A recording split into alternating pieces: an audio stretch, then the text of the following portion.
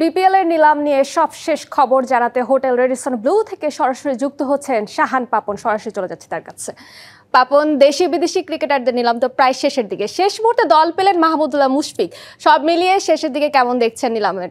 ধন্যবাদ। শেষের চমক বোধহয় সেটাই আসলে ছিল যে মাহমুদুল্লাহ রিয়াদ এবং মুশফিকুর রহিম যারা আসলে প্রথম দিকে আসলে মানে অবিকৃত ছিলেন, শেষ পর্যন্ত তারা আসলে দল পেলেন, অর্থাৎ তাদেরকে দল নিয়ে এক প্রকার সম্মানই দেখালো বলা চলে রংপুর রাইডার্স এবং রাজশাহী। এবং সেখান থেকেই বলা যায় যে এই বিপিএল যেন আরও একবার পূর্ণতা পেল, কেননা তাদের যে অভিজ্ঞতা, তাদের যে টি-20 অভিজ্ঞতা, একই সাথে মাঠে দীর্ঘদিন খেলার যে অভিজ্ঞতা, সেটা নিশ্চয়ই কাজে দেবে ফ্র্যাঞ্চাইজিগুলোকে, সে ব্যাপারে আসলে কোনো সন্দেহ নেই।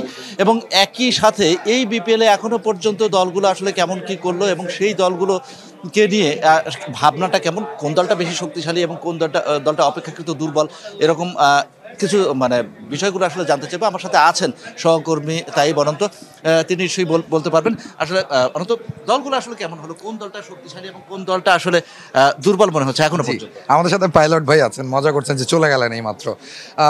খুবই ভালো টিম করছে রংপুর রাইডার্স। আপনি যদি ওভারঅল টিমগুলো দেখেন, এই ক্ষেত্রে আমার মনে হয় যে Rangpur Riders is the only team যারা 4,50,00,000 টাকা প্লেয়ার বাইংয়ের যে অ্যামাউন্টটা ছিল, তার মধ্যে তাদের সম্ভবত 25-30 লাখ টাকা বাকি ছিল। লাস্ট পিকটা তারা করেছে মাহমুদুল্লাহ রিয়াদকে। বাকি সবগুলো দল যখন আপনি টোটাল ক্যালকুলেট করবেন, তখন দেখবেন যে নোয়াখালী টিমটা 1.5 কোটি টাকার উপর তারা সেভ করেছে।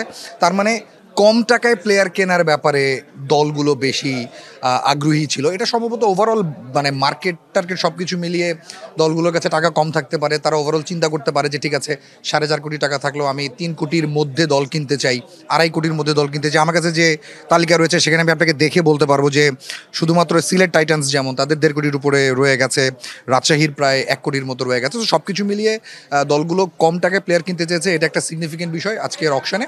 আর একটা ব্যাপার হচ্ছে, খুবই ভালো দল করেছে রংপুর রাইডার্স, লোকাল প্লেয়ারদের উপর বেস করে বলছি, কিন্তু এখনো যেহেতু ফরেন প্লেয়ারদের অকশনটা হয়নি।